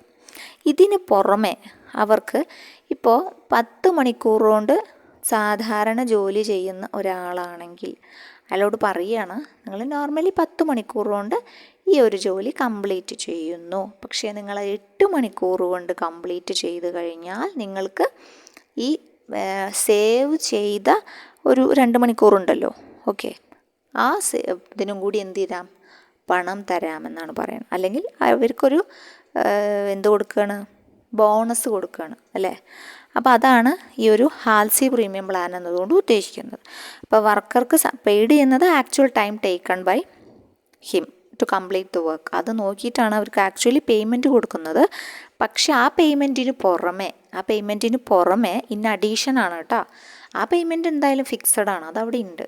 അതിന് പുറമെ നിങ്ങൾ ഈ ജോലി 5 മണിക്കൂർ കൊണ്ട് തീർക്കുകയാണെങ്കിൽ ബാക്കിയുള്ള 5 മണിക്കൂറിൻ്റെ റിവാർഡാണ് അവർക്ക്, ഓക്കെ. അല്ലെങ്കിൽ അവർക്ക് പിന്നെ പ്രീമിയമായിട്ട് കൊടുക്കുക, ഇൻസെൻറ്റീവായിട്ട് കൊടുക്കുക, അങ്ങനെ. അപ്പോൾ അതുകൊണ്ട് അങ്ങനെയാണ് പറയുന്നത്. ടൈം സേവ്ഡ്, എത്രത്തോളം സമയം നിങ്ങൾ സേവ് ചെയ്തു, അപ്പോൾ ആ സമയത്തിനുള്ളതും കൂടി പേയ്മെൻറ്റും കൂടി കൊടുക്കുകയാണ് കേട്ടോ. അതാണ് ഹാൽസി പ്രീമിയം പ്ലാൻ എന്ന് പറഞ്ഞത്.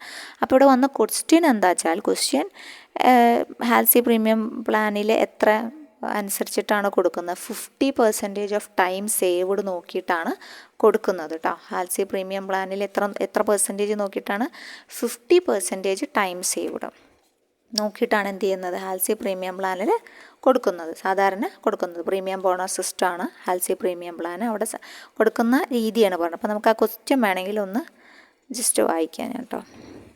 ഏത് രീതിക്കാണ്, ചിലപ്പോൾ ഇപ്പോൾ ചോദിച്ചു കണ്ടിട്ടില്ല, നമ്മുടെ ജൂനിയർ ക്ലർക്കിന് വന്നു തുടങ്ങിയിട്ടില്ല, ചിലപ്പോൾ വന്നു തുടങ്ങും. ഹാൽസി പ്രീമിയം പ്ലാനും റോവൻ പ്ലാനൊക്കെ നമുക്കൊന്ന് നോക്കി പോവാം, ചിലപ്പോൾ ചോദിക്കാൻ സാധ്യതയുണ്ട്.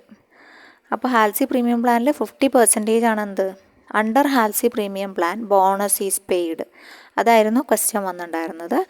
അപ്പോൾ ഉത്തരം വരുന്നത്, എല്ലാ പെർസെൻറ്റേജും ഞാൻ പറയുന്നില്ല, ഉത്തരം മാത്രം പറയാം. അറ്റ് 50% ഓഫ് ടൈം സേവ്ഡ്, അതാണ് ഉത്തരം വന്നത് കേട്ടോ. അണ്ടർ ഹാൽസി പ്ലാൻ ബോണസ് എങ്ങനെയാണ് കൊടുക്കുന്നത്, bonus is paid at 50% of time saved. അവർ ടൈം സേവ് ചെയ്തതിൻ്റെ 50% കൊടുക്കുന്നത്. അപ്പോൾ ഓരോ ഹവറിലും ഇത്ര റേറ്റ് എന്നുണ്ടായിരിക്കും, അതാണ് പറയണത്. ഇത്ര റേറ്റ് എന്നുണ്ട്. ഓരോ ജോബിനും സ്റ്റാൻഡേർഡ് ടൈം ഫിക്സ് ചെയ്തിട്ടുണ്ടായിരിക്കും. ആ സ്റ്റാൻഡേർഡ് ടൈമിൽ നിന്നും എന്ത് ചെയ്യുന്നത്, സേവ് ചെയ്ത മണിക്കൂറിന് ഇവർക്ക് എന്താ കൊടുക്കുകയാണ്, എക്സ്ട്രാ ബോണസ് കൊടുക്കുകയാണ്. അതാണ് ഹാൽസി പ്രീമിയം പ്ലാൻ. റോവനിൽ പറയുന്നത്, റോവൻ ചോദിച്ചു കണ്ടിട്ടില്ല, ചിലപ്പോൾ ചോദിക്കാം. അവിടെ hourly rate actual time taken by him, hourly rate fix ചെയ്തിട്ടുണ്ടായിരിക്കും. മറ്റേത് standard time for doing each ജോബായിരുന്നു. ഇവിടെ ഹവർലി, മണിക്കൂറിനാണ് റേറ്റ് ഫിക്സ് ചെയ്തിട്ടുള്ളത്. എന്നിട്ട് കംപ്ലീറ്റ് ജോബിനുള്ളത് നോക്കുകയാണ് ചെയ്യുക.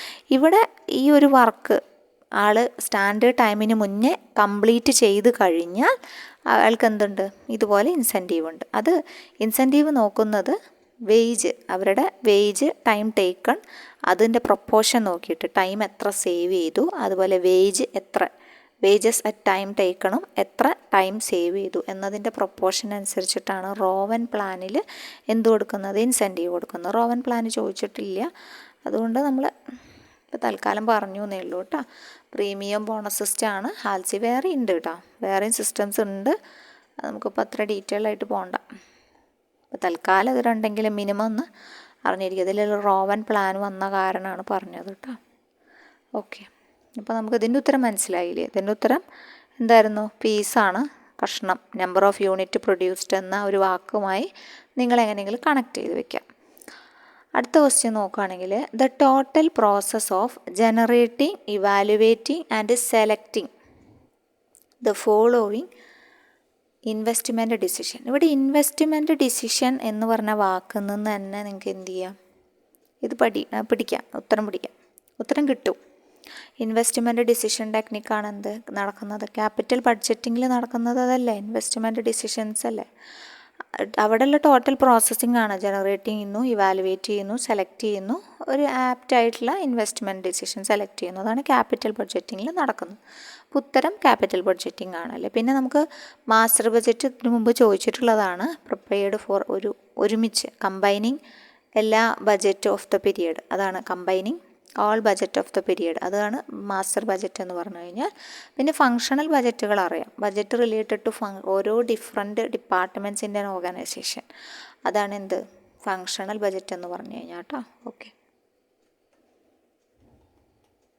അപ്പോൾ മനസ്സിലായെന്ന് വിചാരിക്കുന്നു. ഓക്കെ, അപ്പോൾ നെക്സ്റ്റ് ക്വസ്റ്റ്യനിലേക്ക് പോകാം. ഫങ്ഷണൽ ബജറ്റുകൾ ഓരോ ഡിഫറെൻറ്റ് ഡിപ്പാർട്ട്മെൻറ്റിൻ്റെ ഓർഗനൈസേഷൻ ഫങ്ഷൻ അനുസരിച്ചിട്ടുള്ള ബജറ്റുകളാണ്, അതിനുവേണ്ടി തയ്യാറാക്കുന്നതാണ്. മാസ്റ്റർ ബജറ്റ് പ്രിപ്പയർ ചെയ്യുന്നത് all the budget of the period, എല്ലാ ബജറ്റിലെ എല്ലാ പീരിയഡുകളും എല്ലാ ടൈപ്പ് ഓഫ് ബജറ്റുകളും കൂട്ടിയൊരുക്കി ഒരു എന്താ പറയുക ഒറ്റ ഒരു ക്യാപ്സ്യൂൾ പോലെ, അതാണ് മാസ്റ്റർ ബജറ്റ് എന്ന് പറഞ്ഞത്. അടുത്തത് വന്നിട്ടുള്ളത് ഒരു detailed plan that outlines future expectations in quantitative term. Quantitative എന്നും ഫ്യൂച്ചർ എന്നും പറഞ്ഞിട്ടുണ്ട്. അപ്പോൾ നമുക്ക് ഒറ്റ ഉള്ളൂ എന്ത് ബജറ്റ് അല്ലേ. അപ്പോൾ detailed plan that outlines future expectations in quantitative terms എന്ന് പറഞ്ഞാൽ അതാരാണ്, ബജറ്റാണ് കേട്ടോ. അടുത്ത ക്വസ്റ്റ്യൻ നോക്കാം. അടുത്ത ക്വസ്റ്റ്യൻ നമ്മുടെ ഇമ്പോർട്ടൻ്റ് ആണ്, ഒഴിച്ചുകൂടാനാവാത്തതാണ് റേഷ്യോസ്. റേഷ്യോസ് നിർബന്ധമായിട്ട് നോക്കി പോകണം. അതിലെല്ലാ റേഷ്യോസും പഠിച്ച് നിങ്ങൾ ഇക്വേഷൻസൊക്കെ എഴുതി വെക്കുക കേട്ടോ. ഇക്വേഷൻസൊക്കെ ഇപ്പോൾ കിട്ടാൻ ഒരുപാട് മാർഗ്ഗങ്ങളൊക്കെ ഉണ്ട്. അപ്പോൾ നിങ്ങൾ ഓരോ റേഷ്യോസിൻ്റെ ഹെഡിങ് എഴുതിയിട്ട് അതാത് സ്ഥലങ്ങളിൽ നമ്മൾ കറക്റ്റായിട്ട് എഴുതി വെച്ചിട്ട് ഇടയ്ക്കിടയ്ക്ക് എടുത്ത് നോക്കുക. അപ്പോൾ നമുക്ക് ഓർമ്മ വരും കേട്ടോ. അവരുടെ റിലേഷൻഷിപ്പ് മാത്രമാണ് നമ്മളോട് ചോദിക്കുന്നത്, എങ്ങനെ കാണാമെന്നൊന്നും ചോദിക്കുന്നില്ല. റിലേഷൻഷിപ്പും അപ്പോൾ അതിൻ്റെ ബേസിക് ആയിട്ടുള്ള ഫോർമുലാസ് മാത്രം നിങ്ങൾ എഴുതി വെച്ച് പഠിച്ചാൽ മതി. അപ്പോൾ ലിവറേജ് ആൻഡ് സോൾവൻസി, ഇവിടെ ക്വസ്റ്റ്യനിൽ ചോദിച്ചിട്ടുള്ളത് current assets to current liabilities ആണ്. Current assets to current liabilities ഏതാണ്? കറണ്ട് അസറ്റും കറണ്ട് ലയബിലിറ്റിയും തമ്മിൽ ഉള്ള ബന്ധം വ്യക്തമാക്കുന്നത് ഏത് തരം റേഷ്യോസാണ്? ലിക്വിഡിറ്റി റേഷ്യോസാണ് അല്ലേ. ലിക്വിഡിറ്റി റേഷ്യോസാണ് ഉത്തരമായിട്ട് വരുന്നത്. അപ്പോൾ കറണ്ട് അസറ്റും കറണ്ട് ലയബിലിറ്റിയും തമ്മിലുള്ള റേഷ്യോ ആണ് എന്ത്, ലിക്വിഡിറ്റി റേഷ്യോ എന്ന് പറഞ്ഞാൽ. അപ്പോൾ ഓരോ റേഷ്യോസ് നോക്കാം നമുക്ക്. സോൾവൻസി റേഷ്യോ എന്ന്, സോൾവൻസി മാത്രമല്ല ഈ ഒരു ലിവറേജ് എന്ന് പറഞ്ഞ പേരും കൂടി പഠിക്കണം കേട്ടോ. ഇപ്പോൾ കൂടുതലായിട്ട് ലിവറേജ് എന്നാണ് കാണുന്നത്. അപ്പോൾ ആ ഒരു വാക്കും കൂടി അറിഞ്ഞാലല്ലേ നമുക്കത് മനസ്സിലാവുള്ളൂ. അപ്പോൾ അതുകൊണ്ട് ലിവറേജ് എന്ന വാക്കും പഠിക്കണം. ലിവറേജ് റേഷ്യോ അല്ലെങ്കിൽ സോൾവൻസി റേഷ്യോ, അത് എന്തിനുള്ള ഫിനാൻഷ്യൽ മെട്രിക്കാണ്? കമ്പനിയുടെ ഓവറോൾ ഫിനാൻഷ്യൽ ഹെൽത്താണ്. ഇത് ഡിറ്റർമിൻ ചെയ്യുന്നത് the ability of a company to cover its long term liabilities. ഇപ്പോൾ നമ്മൾ ലിക്വിഡിറ്റി റേഷ്യോ പറയുന്നത് ഷോർട്ട് ടേം ഒബ്ലിഗേഷൻസ് ആണെങ്കിൽ അതിൻ്റെ നേരെ ഓപ്പോസിറ്റാണ് ലിവറേജ് പറയുന്നത്. ലിവറേജ് ആൻഡ് സോൾവൻസി എന്താ പറയണത്? ഒരു കമ്പനിയുടെ ability to cover its long term liabilities, ദീർഘകാല വായ്പകൾ എന്ത് ചെയ്യുക, കവർ ചെയ്യാനുള്ള ഒരു കമ്പനിയുടെ എബിലിറ്റി, അതാണ് ലിവറേജ് പറയണത്. ദിസ് റേഷ്യോ സ്പെസിഫിക്കലി മെഷർ ചെയ്യുന്നത് how well a business generates cash flow to meet its future debt ഒബ്ലിഗേഷൻസിനെ മീറ്റ് ചെയ്യാൻ ഒരു കമ്പനി എങ്ങനെയാണ് അതിൻ്റെ ക്യാഷ് ഫ്ലോ ജനറേറ്റ് ചെയ്യുന്നത് എന്നാണ് ഇവിടെ നമ്മൾ അസസ് ചെയ്യുന്നത്. അപ്പോൾ ഇതിൻ്റെ ടൈപ്പുകളുണ്ട്. ടൈപ്പുകൾ ഒന്ന് ഡെറ്റ് ഇക്വിറ്റി റേഷ്യോ ആണ്. ഡെറ്റും ഇക്വിറ്റിയും, കടമുണ്ട് ഇക്വിറ്റി ഉണ്ട് കേട്ടോ. ഇക്വിറ്റി ഓണർ കൊണ്ടുവരുന്നതാണ്, ഡെറ്റ് നമ്മുടെ കടാണ്. അപ്പോൾ അത് ആണ് ലോങ് ടേം ലോണുകളും ഓണറുടെ ഫണ്ടും തമ്മിലുള്ള റിലേഷൻഷിപ്പാണ് ഇവിടെ പറയുന്നത്. ലോങ് ടേം ലോണിൽ ടോട്ടൽ ലയബിലിറ്റീസ് അല്ലെങ്കിൽ ടോട്ടൽ ഡെറ്റ് ഉണ്ടാവാം, divided by share holders equity അല്ലെങ്കിൽ ഷെയർ ഹോൾഡേഴ്സ് ഫണ്ട് അല്ലെങ്കിൽ ഓണേഴ്സ് ഇക്വിറ്റി, ഓണേഴ്സ് ഫണ്ട് എന്നൊക്കെ പറയും. ഇതൊക്കെ ഒന്നാണ്. അപ്പോൾ ഡെറ്റ് ഇക്വിറ്റി റേഷ്യോ പറയുന്നത് എന്താണ്? ലോങ് ടേം ലോണുകളും ഓണറുടെ ഫണ്ടും തമ്മിലുള്ള റിലേഷൻഷിപ്പാണ് പറയുന്നത് ഡെറ്റ് ഇക്വിറ്റി. ഡെറ്റ് ഇക്വിറ്റി എന്നുള്ള വാക്കിൽ തന്നെയുണ്ടത്. അപ്പോൾ total liabilities divided by share holders equity. ഇനി total asset to debt ratio എന്ന് പറഞ്ഞിട്ട് ഒരു another type of ratio. Total asset to ആ വാക്കിലുണ്ട് total asset divided by long term debt.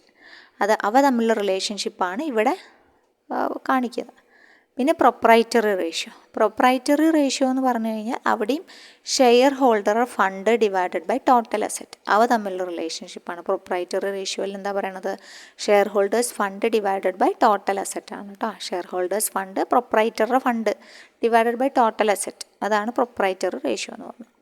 അപ്പോൾ ഇതൊക്കെയാണ് നമ്മുടെ സോൾവൻസി റേഷ്യോയുടെ പ്രധാനപ്പെട്ട 3 കേട്ടോ. അടുത്തത് നമ്മൾ ലിക്വിഡിറ്റി റേഷ്യോസാണ്. ലിക്വിഡിറ്റി റേഷ്യോ എന്താണ്? നമ്മൾ പറഞ്ഞു കമ്പനിയുടെ ഷോർട്ട് ടേം ഒബ്ലിഗേഷൻസ് മീറ്റ് ചെയ്യാൻ കമ്പനിക്ക് എത്ര എബിലിറ്റി ഉണ്ട് അത് കവർ ചെയ്യുന്നതാണ് ലിക്വിഡിറ്റി റേഷ്യോ. അപ്പോൾ ലിക്വിഡിറ്റി റേഷ്യോയിലുള്ളതാണ് കറൻറ്റ് റേഷ്യോ, അതുപോലെ ക്വിക്ക് റേഷ്യോ അല്ലെങ്കിൽ ആസിഡ് ടെസ്റ്റ് റേഷ്യോ ഒക്കെ എപ്പോഴും ചോദിക്കാറുള്ളതാണ്. ക്യാഷ് റേഷ്യോ, പിന്നെ നെറ്റ് വർക്കിംഗ് ക്യാപിറ്റൽ റേഷ്യോ. അപ്പോൾ current ratio current asset divided by current liabilities ആണ്. ക്വിക്ക് റേഷ്യോ എന്ന് പറഞ്ഞു കഴിഞ്ഞാൽ അല്ലെങ്കിൽ ആസിഡ് ടെസ്റ്റ് റേഷ്യോ എന്ന് പറഞ്ഞാൽ quick asset divided by current liabilities എന്ന് പറയും. Quick asset divided by current, പെട്ടെന്ന് ക്യാഷാക്കി മാറ്റാൻ പറ്റുന്നതാണ് ക്വിക്ക് അസറ്റ്. അപ്പോൾ അതൊന്ന് ഇൻവെൻട്രി എന്തായാലും കറണ്ട് അസറ്റ് പൊതുവേ എല്ലാ കറണ്ടസും വിത്തിൻ 1 year ആണ് പറയണത് അല്ലേ. 1 year ഉള്ളിലുള്ളതാണ് കറണ്ട് അസറ്റ് എന്ന് പറഞ്ഞാൽ അതൊന്ന് ഇൻവെൻട്രി കുറയ്ക്കും. അപ്പോൾ ലിക്വിഡായില്ലോ, അത് ക്വിക്കായില്ലോ, അതാണ് ലിക്വിഡ് അസറ്റ് അല്ലെങ്കിൽ quick asset divided by current liability, inventory കുറയ്ക്കും കേട്ടോ. പിന്നെ ക്യാഷ് റേഷ്യോയിൽ പറയുന്നത് ക്യാഷും ക്യാഷിന് തത്തുല്യമായ ഡിവൈഡഡ് ബൈ കറണ്ട് ലയബിലിറ്റീസ് ആണ് പറയുന്നത്. ഇവിടെയൊക്കെ കറണ്ട് ലയബിലിറ്റീസ് ആണ് അടിയിൽ വരുന്നത്, അപ്പോൾ അതൊന്ന് ഓർത്ത് വയ്ക്കുക. നെറ്റ് വർക്കിംഗ് ക്യാപിറ്റൽ ആകുമ്പോൾ കറണ്ട് അസറ്റ് എന്ന് കറണ്ട് ലയബിലിറ്റി കുറയ്ക്കുന്നു, ഡിവൈഡഡ് ബൈ ടോട്ടൽ അസറ്റാണ് വരിക. നെറ്റ് വർക്കിംഗ് ക്യാപിറ്റൽ റേഷ്യോ എന്ന് പറഞ്ഞാൽ ടോട്ടൽ കറണ്ട് അസറ്റ് എന്ന് കറണ്ട് ലയബിലിറ്റി കുറച്ചിട്ട് ഡിവൈഡഡ് ബൈ ടോട്ടൽ അസറ്റാണ് വരിക. അപ്പോൾ അത് മനസ്സിലായെന്ന് വിചാരിക്കുന്നു. പിന്നെയുള്ളത് കവറേജ് റേഷ്യോസ് ആണ് കേട്ടോ. അപ്പോൾ കവറേജ് റേഷ്യോ എന്ന് പറഞ്ഞാൽ എന്താണ്? ഈ കവറേജ് റേഷ്യോ ലെൻഡേഴ്സും ഇൻവെസ്റ്റേഴ്സും ഒക്കെ കമ്പനിയുടെ എബിലിറ്റി, ഈ കമ്പനിക്ക് കടം മീറ്റ് ചെയ്യാൻ എത്രത്തോളം, ഈ ഒരു ഫിനാൻഷ്യൽ ഒബ്ലിഗേഷൻ മീറ്റ് ചെയ്യാൻ ഒരു കമ്പനിക്ക് എത്രത്തോളം എബിലിറ്റി ഉണ്ട്, അത് എന്തായാലും കുഴപ്പമില്ല. അത് ലെൻഡർമാരും ഇൻവെസ്റ്റേഴ്സ്മാരും ആണ് എന്ത് ചെയ്യുന്നത്, അത് മെഷർ നോക്കുന്നത്. കമ്പനിയുടെ എബിലിറ്റി ടു അവരുടെ ഡെപ്റ്റും അതുപോലെ അതിൻ്റെ ഫിനാൻഷ്യൽ ഒബ്ലിഗേഷൻസ് മീറ്റ് ചെയ്യാനുള്ള കമ്പനിയുടെ കഴിവും, കവറേജ് എത്രത്തോളം കവർ ചെയ്യാൻ പറ്റും, അതാണ് കവറേജിൽ പറയുന്നത് കേട്ടോ. ഈ ഹയർ റേഷ്യോ എന്താണ്? സ്ട്രോങ്ങർ ഫിനാൻഷ്യൽ ഹെൽത്ത് ഉള്ള കമ്പനികൾക്ക് അവർക്ക് അവരുടെ ഫിനാൻഷ്യൽ ഒബ്ലിഗേഷൻ മീറ്റ് ചെയ്യാൻ ഒരു പ്രോബ്ലം ഉണ്ടാവില്ല. അപ്പോൾ അതാണ് higher ratio indicates stronger financial health ആണ്. എന്നാൽ ലോവർ ആണെങ്കിൽ എന്താണ്? Most lenders generally look for at least ഒരു 2 എങ്കിലും വേണം എന്ന് മോസ്റ്റ് ലെൻഡേഴ്സ് നോക്കും. അതിന് ശേഷമേ അവരെന്ത് ചെയ്യുള്ളൂ, ഇൻവെസ്റ്റ് ചെയ്യുള്ളൂ അല്ലേ, കറക്റ്റായിട്ട്. അപ്പോൾ അതാണ് ആ ഒരു കമ്പനിക്ക് അവരുടെ ഡെറ്റും അതുപോലെ ഓൺഗോയിങ് ഫിനാൻഷ്യൽ ഒബ്ലിഗേഷൻസും മീറ്റ് ചെയ്യാനുള്ള കഴിവുണ്ടോ എന്ന് ഇൻവെസ്റ്റേഴ്സ് നോക്കിയിട്ടേ എന്ത് ചെയ്യുള്ളൂ, അതിൽ ഇൻവെസ്റ്റ് ചെയ്യുള്ളൂ. അതാണ് കവറേജ് റേഷ്യോസ് എന്ന് പറഞ്ഞത്. അവരത് നോക്കാൻ വേണ്ടിയിട്ടുള്ള ഫിനാൻഷ്യൽ മെട്രിക്കാണത്. പിന്നെ ടേൺ ഓവർ റേഷ്യോസ് ആണ്. അപ്പോൾ ഇതൊക്കെ ഒന്ന് ജസ്റ്റ് നിങ്ങൾ നോക്കി ഇമ്പോർട്ടൻ്റ് ആയിട്ട്. ടേൺ ഓവറിന് കുറച്ച് പേരുകളും കൂടി ഉണ്ട്. ആക്ടിവിറ്റി എന്ന് ചിലപ്പോൾ ചോദിക്കാം, അല്ലെങ്കിൽ എഫിഷ്യൻസി റേഷ്യോ എന്ന് ചോദിക്കാം. ഇത് 2 ചോദിച്ചാലും എന്താണ്? ടേൺ ഓവർ റേഷ്യോസ് ആണ് കേട്ടോ. ആക്ടിവിറ്റി റേഷ്യോസ് എന്നും എഫിഷ്യൻസി റേഷ്യോസ് എന്നും ചോദിക്കാം. ഇത് 2 ചോദിച്ചാലും ടേൺ ഓവർ തന്നെയാണ്. അപ്പോൾ അത് പറയുന്നത് ഹൗ ഒരു business effectively utilise its assets അല്ലെങ്കിൽ manage its liabilities to generate revenue generate ചെയ്യാൻ വേണ്ടിയിട്ട് ഒരു ബിസിനസ് എത്രത്തോളം എഫക്റ്റീവായിട്ടാണ് അതിൻ്റെ അസറ്റ്സിനെ യൂട്ടിലൈസ് ചെയ്യുന്നത്, അതുപോലെ ലയബിലിറ്റീനെ മാനേജ് ചെയ്യുന്നത്.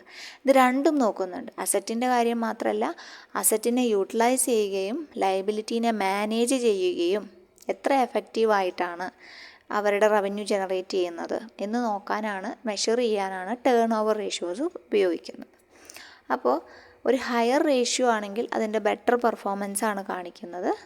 ഒപ്റ്റിമൽ ആണെങ്കിൽ ഒപ്റ്റിമൽ റിസോഴ്സ് യൂട്ടിലൈസേഷൻ ഉണ്ടെന്നാണ് ഹയർ റേഷ്യോ കാണിക്കുന്നത്. അവരുടെ റിസോഴ്സസ് കറക്റ്റായിട്ട് ഒപ്റ്റിമലായിട്ട് യൂസ് ചെയ്യുന്നുണ്ട്, എഫക്റ്റീവായിട്ട് യൂസ് ചെയ്യുന്നുണ്ട്. അപ്പോൾ അതുകൊണ്ടാണ് അവർക്ക് അതിൻ്റെ റിട്ടേൺ കിട്ടുന്നത്. അതാണ് ടേൺ ഓവർ എന്ന് പറയുമ്പോൾ കേട്ടോ. ഓക്കെ, അപ്പോൾ അതിൽ ഇൻവെൻട്രി ടേൺ ഓവർ അല്ലെങ്കിൽ സ്റ്റോക്ക് ടേൺ ഓവർ ഉണ്ട്, അതുപോലെ ഡെറ്റേഴ്സ് അല്ലെങ്കിൽ റിസീവബിൾ ടേൺ ഓവർ ഉണ്ട്, ക്രെഡിറ്റേഴ്സ് അല്ലെങ്കിൽ പേയബിൾ ടേൺ ഓവർ ഉണ്ട്. ഇതൊക്കെ അതിൻ്റെ വ്യത്യസ്ത ടൈപ്പുകളാണ്. ഓക്കെ, അപ്പോൾ ഇതാണ് ഈ ക്വസ്റ്റ്യനിൽ. പിന്നെ നെക്സ്റ്റ് ക്വസ്റ്റ്യൻ നോക്കാം. The ratio of fixed cost and contribution per unit എന്താണ്? ഫിക്സഡ് കോസ്റ്റും കോൺട്രിബ്യൂഷൻ പെർ യൂണിറ്റും തമ്മിലുള്ള റേഷ്യോ ഏതാണെന്നാണ്. അപ്പോൾ അതാണ് നമ്മുടെ ഏതാ ഉത്തരമായിട്ട് വരിക? ബ്രേക്ക് ഈവൺ പോയിൻ്റ് എന്ന് പറഞ്ഞാൽ അതാണ് കേട്ടോ. ബ്രേക്ക് ഈവൺ പോയിൻ്റ് എന്ന് പറഞ്ഞാൽ എന്താ? Fixed cost and contribution per unit ആണ് ബ്രേക്ക് ഈവൻ പോയിൻ്റ് എന്ന് പറഞ്ഞാൽ. അപ്പോൾ ബ്രേക്ക് ഈവൻ പോയിൻ്റിൻ്റെ ഒരു ഇക്വേഷൻ തന്നെയാണ് fixed cost divided by contribution per unit എന്ന് പറഞ്ഞാൽ. ബ്രേക്ക് ഈവൻ പോയിൻ്റ് നമുക്കറിയാം, sales production volume at which business earn zero profit ആണ്, സഫേഴ്സ് നോ ലോസ് ആണ്. ഈ പോയിന്റിൽ total revenue generated exactly matches the total cost incurred ആണെന്നൊക്കെ നമ്മൾ ആദ്യമേ പറഞ്ഞതാണ്. ഓക്കെ, അപ്പോൾ ഇതാണ് ഉത്തരം. ഇനി പ്രോഫിറ്റ് റേഷ്യോ എന്താണ്? പ്രോഫിറ്റ് റേഷ്യോ റെപ്രസെൻറ്റ് ചെയ്യുന്നത് അവരുടെ ഓവറോൾ ബിസിനസ്സിൻ്റെ നെറ്റ് പ്രോഫിറ്റും നെറ്റ് സെയിൽസും തമ്മിലുള്ള നല്ലൊരു റിലേഷൻഷിപ്പിനെ കാണിക്കുന്നതാണ് profit ratio. P V ratio എന്താണ്? P V ratio profit volume ratio ആണ്. അത് മെഷേഴ്സ് ചെയ്യുന്നത് ടോട്ടൽ കോൺട്രിബ്യൂഷനെയും ടോട്ടൽ സെയിൽസിൻ്റെ വാല്യൂയും തമ്മിലുള്ള റിലേഷൻഷിപ്പാണ്. Contribution divided by sales into 100 ആണ് അതിൻ്റെ ഇക്വേഷൻ വരിക. പിന്നെ ഉള്ളത് മാർജിൻ ഓഫ് സേഫ്റ്റി ആണ് കേട്ടോ, മാർജിൻ ഓഫ് സേഫ്റ്റി. അപ്പോൾ ഈ മാർജിൻ ഓഫ് സേഫ്റ്റി എന്ന് പറഞ്ഞു കഴിഞ്ഞാൽ നമ്മുടെ ബ്രേക്ക് ഈവൻ പോയിൻ്റ് കഴിഞ്ഞ് പിന്നെ കടന്നു പോകുന്നതൊക്കെ മാർജിൻ ഓഫ് സേഫ്റ്റിയാണ്. പിന്നെ സേഫ്റ്റി എന്ന് പറയുമ്പോൾ തന്നെ നമുക്കറിയാമല്ലേ അതൊരു സേഫ് സോണാണെന്ന്. അപ്പോൾ ഇത് പറയുന്നത് exactly how much your revenue can drop before you start operating at a loss. ഒരു ലോസ് ഓപ്പറേറ്റ് ചെയ്യുന്നതിന് മുന്നേ തന്നെ നിങ്ങൾക്ക് അവിടെ എത്തിയാൽ എത്ര റവന്യൂ ഉണ്ടാവും, അല്ലെങ്കിൽ അവിടെ അത് കവർ ചെയ്ത് കടന്നാൽ നിങ്ങൾക്ക് എത്ര റവന്യൂ. അപ്പം മാർജിൻ ഓഫ് സേഫ്റ്റി എന്ന് പറഞ്ഞാൽ ബ്രേക്ക് ഈവൻ പോയിൻ്റ് കഴിഞ്ഞ് പിന്നെയുള്ളതൊക്കെ നമുക്ക് പ്രോഫിറ്റാണ് വരിക. അപ്പോൾ അതാണ് പറയണം. മാർജിൻ ഓഫ് സേഫ്റ്റിയുടെ ഇൻവെസ്റ്റ്മെൻറ്റ് പ്രിൻസിപ്പിൾ പയനിയർ ചെയ്ത ആളെന്ന് പറഞ്ഞു കഴിഞ്ഞാൽ ചോദിച്ചിട്ടൊന്നുമില്ല, വേണമെങ്കിൽ നമുക്ക് നോക്കി വയ്ക്കാം, ബെഞ്ചമിൻ ഗ്രഹാമാണ് കേട്ടോ. അയാൾ അറിയപ്പെടുന്നത് ഫാദർ ഓഫ് വാല്യൂ ഇൻവെസ്റ്റിംഗ് എന്ന് പറഞ്ഞ് അറിയപ്പെടുന്ന ആളാണ്. ഈ കൺസെപ്റ്റ് ആദ്യമായിട്ട് കൊണ്ടുവന്നത് എന്ന് പറയുന്നത്.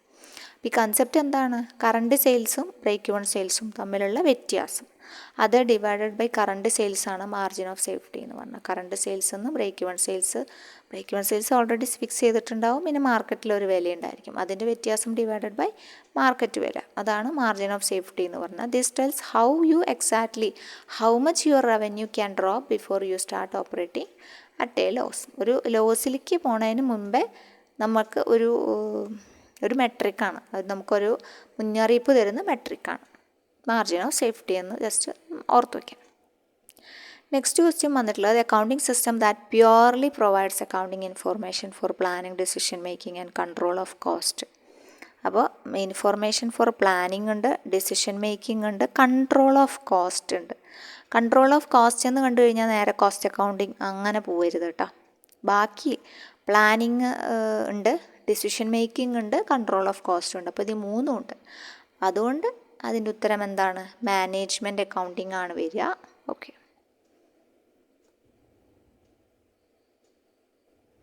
അപ്പോൾ നമുക്ക് അത്യാവശ്യം പോയിന്റുകളൊക്കെ നമ്മൾ എന്ത് ചെയ്തിട്ടുണ്ട്, ഡിസ്കസ് ചെയ്തിട്ടുണ്ട് കേട്ടോ. അത്യാവശ്യം കോസ്റ്റ് അക്കൗണ്ടിങ്ങിൽ നമുക്ക് നോക്കേണ്ട ഏരിയകളൊക്കെ നന്നായി കവർ ചെയ്ത് പോവുക, എന്നാലേ നമുക്ക് ആ ക്വസ്റ്റ്യൻസൊക്കെ ഒന്ന് കിട്ടുള്ളൂ കേട്ടോ. ഓക്കെ, ക്ലിയർ ആയെന്ന് വിചാരിക്കുന്നു. നമുക്ക് അടുത്ത ക്ലാസ്സിൽ വേറൊരു കൂടെ ക്വസ്റ്റ്യൻ പേപ്പർ എടുക്കാം. അപ്പോൾ അതിൻ്റെ ബാങ്കിങ് നമ്മൾ ചെയ്തു, അക്കൗണ്ടിങ് ഒക്കെ നമ്മൾ ചെയ്തിട്ടുണ്ട്. നമുക്ക് കോപ്പറേറ്റീവ് ലോ ആണ് ചെയ്യാനുള്ളത്. ഈ കോഡിൻ്റെ ക്വസ്റ്റ്യൻ പേപ്പറിൽ കേട്ടോ 1087 കോപ്പറേറ്റീവ് ലോ ചെയ്യാനുണ്ട്. അത് നമുക്ക് ചെയ്യാം കേട്ടോ, കോപ്പറേറ്റീവ് ലോ നമുക്ക് ചെയ്യാം. അപ്പോൾ നമുക്ക് മനസ്സിലായി എന്ന് വിചാരിക്കുന്നു. Okay, thank you.